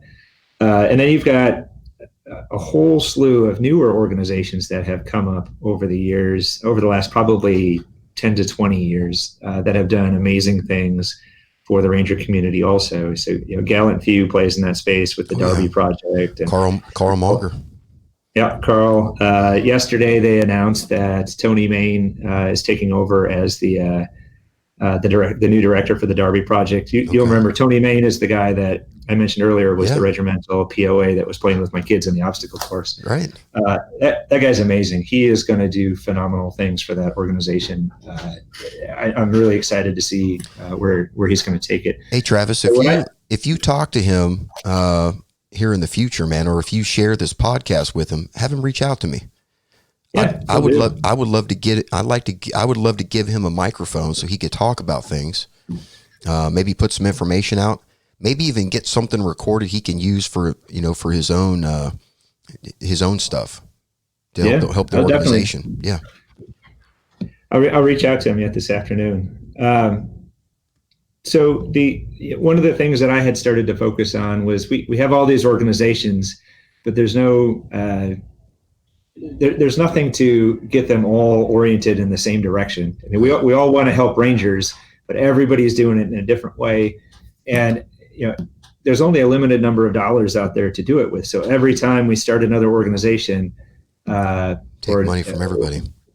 Right. It diminishes the pot as a total. And so we spent a lot of time working with the 75th Ranger Regiment Association, USARA, which is where I was the president, the Darby Project, and a couple of the other to try to get everyone on the same azimuth to see what we can do in order to create efficiencies. And you saw us sort of finally got to a position where we're like, what do we do well? Well, we do this social mission that really helps with some of the mental health aspects of connecting Rangers. We don't have any therapists on staff. We're not providing therapy, Mm-hmm. but there is something cathartic about being able to bring Rangers together and give them a forum in order to escape from the real world for a little bit and just connect with other Rangers. The Darby Project has done amazing work with the transition component and trying to get Rangers hooked up with success in the next stage of their life. Historically, you saw that hasn't been our bread and butter, and so we have rather than continuing to try to figure out ways to do everything ourselves, we aligned ourselves with the Darby Project, and we would push, hey, you need some help with this? You need somebody to look at your resume? Well, here's some guys. Here's some guys that can give you a hand with this. And that's just one small example. But all of those relationships, those bridges are starting to be built. And they started in the last 2 years of my term. Tom Evans, who's the current president, has really done a good job of trying to maintain that and build new ones. And it's a tough environment to work in. When we were when I was in the regiment, and you had one regimental commander, he could sit up there and say, this is the way it will happen. It's like Steve Jobs was at Apple. Why is Apple really good? Why are they streamlined? Because Steve Jobs sat up there and said, we're going to do one thing and we're going to do it really well, and you will all follow my vision for how that's going to happen. Out in the real world now, it's not like that anymore. Anybody who's got $300 and a computer can go and file documents to create an LLC online and call it a nonprofit, and they can submit to the IRS, and suddenly they've got a nonprofit. And there's no regimental sergeant major, there's no RCO to tell them, nope, that's not the right way, or yes, you're doing an amazing thing and I'm going to give you more resources, or hey, you're doing this, you've got this really good piece of the puzzle, but what would really complement you is if we can attach you to this other organization that does a complementary thing. And it's really hard to get leaders in all of those different organizations to sort of collaborate in a way that gets everybody pointed in the same direction. Because we're all type A personalities. We all have our own ideas and the best way to do things. And so it's created a very challenging environment. It's very rewarding when we get it right. It's very frustrating when we all step on each other and cause more problems for each other. But that's been a lot of the focus of this area of the veterans world that I've been working in for the last several years. Well, we were talking, man. I really hope that we can massage out what the future looks like. I think we've got it. The dust is settling just a little bit, right? It's like this big load of veterans just hit the ground. We've been rocking it for 10, 12 years out here, but we drifted away from the VFW. We're out here in online groups, Zooms and Facebook stuff. To try to figure out, is this the new move? Is this what we're doing now? So we can still keep the communities together. And we don't lose it. That's a good question. I'd like to, hopefully we'll get some more discourse on that, because we need some more chats to figure out what the way ahead is. I think it's really got to be a mixture of both using the new technologies in the informal ways that Rangers have started to communicate really for about the last decade, and combining that with the old institutional structures that have been around for a lot longer. And my experience has been in the Ranger Association, which has been around since 1972, but we're really just a newer, younger, smaller version of what the VFW and the American Legion has been for a lot longer, and any of the other big six that are out there when it comes to veterans organizations. My experience has been that the folks that tend to gravitate towards the institutional groups that are out there, like the big six, like the U.S. Army Ranger Association, are not the guys who are still on active duty. Unless you got back in my day, if the first sergeant said you will join this, you just joined it. That's what we did. Yeah. But that's largely, they're not allowed to do that anymore. Right. And to be fair, if you're a hard charging active duty Army Ranger, or if you're at the sniper school, or if you're out in Schofield, you have your fill of other veterans or of other military. I mean, you're probably tired of it by the end of the day and not looking for ways to spend more times with guys in green suits. And I think you and I talked about this earlier. I really feel that there's a point when a lot of us get out and you're looking for, you're not immediately signing out of your last post, getting your DD 214, and then doing a 180 and saying, hey, I can't give this up. I need to stay connected to y'all. Most of us are looking for a little bit of a break. Yeah, some distance. You get some distance, you get some other experiences out in the world and some perspective. And then there's a percentage of us that will gravitate back. Some people may never, but I think a lot of us end up in a spot where we get some distance, we get some perspective, and we start to look back. And some of the things that drove us crazy about being on active duty, we're not so triggered by them anymore. Right, and they're funny now. The things that were fun back then, suddenly we're remembering. We're all looking through rose-tinted glasses, and that's fine and that's natural. But we want to be able to reconnect to that in a way. And on the one hand, the social media stuff has been an awesome way to make that happen. And now, especially that now that we're all quarantined and everybody under the sun has discovered how to video conference. Even my mother is using video conference to have happy hour with her sisters that are spread out all over the country every weekend. There is a place for that, and that has become important. There are Rangers that I never would have been able to find again if I didn't have Facebook or any of the other. I just wouldn't. It would be impossible. On the other hand, if I want to do something with a bunch of my buddies, it sucks to have to go and create a GoFundMe or a Kickstarter campaign to get $2,000 together to go have a barbecue with all the food and the beer and whatever else we want to do.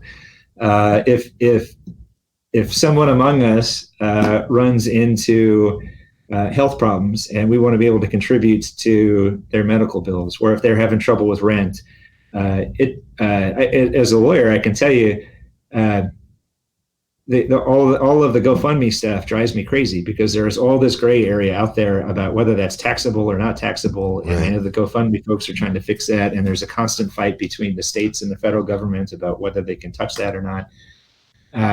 I would, from my perspective, having seen it from both sides of the fence, I would much rather have a legitimate organization out there that can say, hey, Chris has got a daughter who got into a car accident. She's fine, but she doesn't have a way to get to work right now, and the family's depending on that income in order to meet rent. Can we help? I would much rather have an existing nonprofit organization that can go gather up money from other people in the community and push that out. Yeah. If we want to have a reunion, whether it's what USARA does down in Fort Benning every year, or whether it's what other, there's an organization that has, I think it's the LERPS group that's up in Iowa. But there's another group that goes out to Idaho. Those are really hard events to organize if you don't have a structure and some resources. But I also think they're really important events. I think that the technology component is great, and I love being able to touch base with on the fly guys that I served with 2 decades ago that I don't get to see day to day. But there's also something very important about being able to sit down across the table and share a beer and say, hey man, remember when we did BILAT training back in 2001 and this was going on in my life? Well, I want to thank you for helping me get through that. Hey, I got crap going on in my personal life. The boss hates me. My wife hates me. My kids hate me. I just need somebody to sit down that understands where I've been and what I've been through. And I can use the crass language that everybody looks down at me for using at work. And you're not going to judge me for it. I have been there and I've seen those conversations, and it is amazing to watch. That there's something that cannot be replaced about that in-person communication. And escape from the real world just for an hour, just for a night. If you're USARA or 75th, just for a week, whatever that contained period is, where you get to go and you get to connect with people who have similar experiences and can sort of understand. That's an irreplaceable thing, and I think that's an important component of what this landscape will look like. Now, the problem that I see with what we've got right now is, and I use my organization as an example. I am. Well, I guess I can't say this. So if I look at the executive committee, I am the youngest person on that committee at age 43. The president is a Vietnam era veteran. The treasurer is he's not. He's probably a Gulf War era guy, if I remember right. The executive vice president is a Grenada era Ranger. Hell yeah.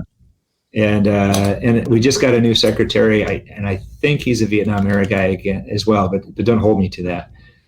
If I look at the Ranger Hall of Fame voting board, which I get a seat on as a representative of USARA, by far the most votes that show up on that board are older vets that all predate the global war on terrorism. Yeah.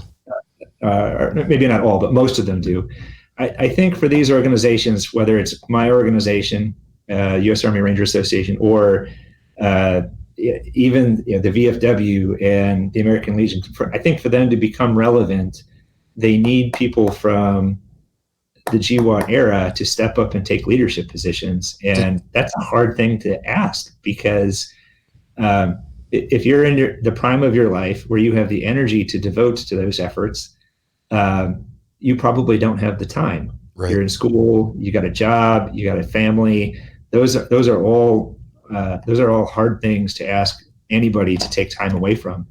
On the other hand, if you're at the time of your life where you have the time to devote, usually we're talking about people who are now retired. Thanks for calling me out. I appreciate that. Yeah. I gotta get on it. If you're retired, you probably don't have the energy. And I'm not necessarily talking about guys who are our vintage who are retired for medical purposes or whatever. But if I look at the Ranger Association, for an example, Tom Evans does a great job as the president of the U.S. Army Ranger Association. He's a retired colonel, retired banker. He's got a few gray hairs on his head, and he does an amazing job. But it's really tough for a 21-year-old to be able to, it was just getting out of the Army, or a 22-year-old who's just getting out, to look at that and say, you know what, you connect with me. I have something in common. I mean, there is a connection there, but it's not. It's good to have the legacy members around, but you don't get progression when there's a stop there. You can't have enough buy-in from the younger crowd. It has to be a bigger mix. I'm not saying that it's time for all Vietnam era veterans to step aside, or for all. In fact, I think it's important that they continue to play a leadership role in all of these organizations. I think that the boards of these organizations and the leadership structures cannot be as heavily weighted towards that generation of soldier and veteran. I definitely agree with that, man, because we have to see the future, and if you're not already got your foot into that, it's hard for you to see it before it happens. And we definitely have to see it before we do it, or we're never going to keep up. Yeah. Well, and from a practical standpoint, it creates, and again, I'll use my organization as an example. We went from in 2006, all of our records were paper. Yeah. They were all contained in boxes and filing cabinets. We had no electronic presence anywhere. There was a guy by the name of Mike Ranger. Talk about a guy who was born to do a particular job. Right. He stepped in and he digitized the entire organization, put us online, took all of our membership records, put them into a database, and really got the ball rolling with that and got it started. But it was very challenging for the leadership structure that existed at that time to sort of understand and to learn how to use those tools. Right. And eventually they did, but it was a big learning curve. When I was the president, we took it a step further, and we said, all right, we are no longer, if you are an officer within this organization, we are no longer going to be sending things out from chris.noel@aol.com. Right. Yahoo email address is AOL, Hotmail. That's funny. All of that stuff needs to go away. Everybody, if you're sending out business-related correspondence from this organization, it will be from a ranger.org email address. Right. I mean, it's a professional organization. We need to instill a sense of professionalism within our group, and we need to let people know that if you're donating money to the Ranger community through our organization, we're not just a bunch of guys sitting around a card table drinking beer trying to figure out what to do with your money. Right. We're going to use it for the reasons, and creating that image is all part of that. And that, again, that has worked out really well for those members of the board and those officers who, either because they were younger and they were exposed to it, were comfortable with the technology, or through their jobs before they retired, they had to adopt certain levels of technology. But there are lots of officers and board members also who struggle with it. And so I think that as time goes on, and as we start to get more GWAT era soldiers, sailors, Marines, and airmen into these organizations who are younger, I think that they will have an easier time trying to adopt the technology. But I think it would be, at this point, trying to take advantage of the social platforms and Facebook, Twitter, Instagram, and all that is really inaccessible to some of our older members. The email piece is challenging at times. Right. And then now we're going to layer on top of that Zoom and Google Meet and everything else, and iCloud and the cloud. Yeah, the cloud. Wait, really, that's where we need to go at the end of the day. We need to combine those old institutions with the new ways that people are informally keeping together into a more robust sense of what we are as a community, and that's just a challenge given everybody's a leader. Everybody's a leader in this space. Hey, Travis, I'll tell you what, let's you and I I got some other folks that we've been talking about this subject too. Let's talk about this some more so we can kind of maybe identify a couple of different ways ahead. Yeah. For the communities, and maybe we can share that on another episode. What do you think? Absolutely. Okay. Well, hey man, we're getting around that time, brother, but I wanted to thank you, man, for your wisdom on the show, sharing it with other veterans, and for your activity with veterans, man. Just your dedication to them that you continue to do. And the other big thing is just being a great husband and father, man. Leading from the front, brother. By example. You know what I'm saying? By example. And we got veterans, man. That's what we do. We lead by example. I appreciate you, brother. It. Hey, I'm going to let you close it out, man. The co-host closeout. Once again, thank you for coming on, and I'll talk to you again. I appreciate it, Chris. I think I just want to wrap up by touching on something that you had mentioned a little bit earlier, which is something that's near and dear to my heart within the VA community in particular. And that is that the VA system as a whole has gotten to be so complicated and so challenging to deal with that I want all of the veterans that are out there listening to this to know that they should never feel obligated to do that on their own. It doesn't matter if you contact a lawyer like I am, or if you reach out to a VSO, but you should feel like you've got somebody in your corner to help you with these issues, and is somebody that has your best interest in mind, not just somebody who's going to process you through a machine or force you to stand in line and try to do things on a volume basis, but somebody who's actually going to take the time to look at your files, look at your case, listen to you, and really help you figure out what has become an overly complicated system. There are a lot of resources out there. I'll give you my contact information later for anyone who's interested in it. But at the very basic level, for people who are not interested in talking to a lawyer, find an accredited VSO. All of the big six that I talked about earlier, whether it's American Legion, DAV, VFW, that they all have VSOs. Most states around the country have VSOs. In my state, for example, same is true in Texas, same is true in Illinois, same is true in a lot of other places. Every county within the state is required to have a VSO for the benefit. Those are your taxpayer dollars that are paying for that service. And if you're paying for them, you might as well get some use out of it. Reach out to them. If you're worried about whether somebody is accredited to help you or not, the VA on their Office of General Counsel website keeps a database of everybody who's an accredited VSO in the entire country. So you can go there, you can look up my name. You can, if the guy down the street comes in and says, "Hey, I'm a VSO, I want to help you out with your veterans claim," look him or her up before you decide that you're going to do anything with them. Make sure that you're getting help from somebody who's qualified to give you a hand. If you reach a point where you want to talk to an attorney, you don't have to call my office. There's plenty of attorneys that are out there. Granted, there's a lot more criminal defense and personal injury guys out there than there are VA disability lawyers, but there are lots of veterans disability lawyers around the country. I would be careful about just going online and Googling. Some of the firms that will come up when you do a Google search are reputable. Some are not. I think anybody who spent time working in the online marketing space knows that anybody can pay to have really good results for Google searches. You want to make sure that whoever you're looking at gets decent reviews. What I tell people often is treat going into a relationship with a VSO or with a veterans attorney just like you would treat a girlfriend or a boyfriend in high school. You're in with this person for the long haul. You want to make sure that you're comfortable with them.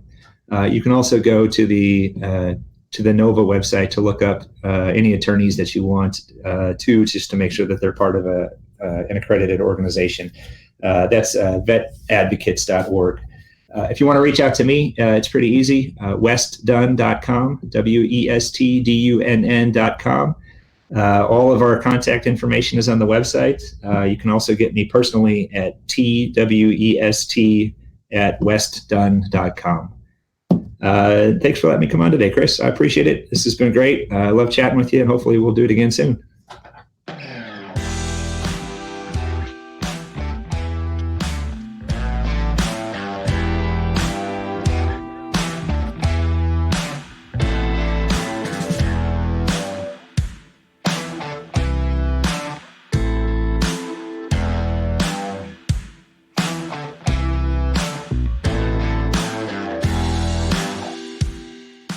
Heart of Volunteer, copyright 2020.